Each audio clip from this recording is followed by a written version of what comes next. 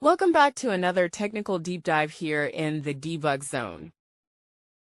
Today we're tackling a big question and breaking it down with insights from other users. Hopefully this clears up some misconceptions and helps you get the answer you need. So buckle up, stay a little curious, and let's jump right in.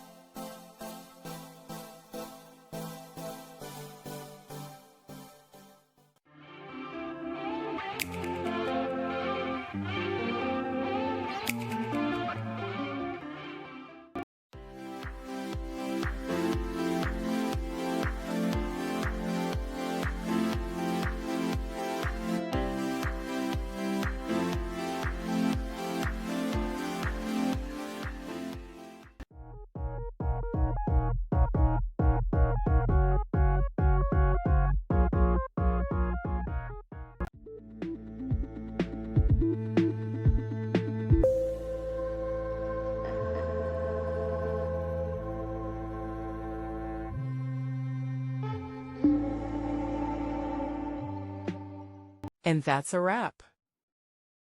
I hope you found the answer you were looking for. If you did, take a second to hit that subscribe button. It really helps out. And let me know in the comments which solution worked best for you.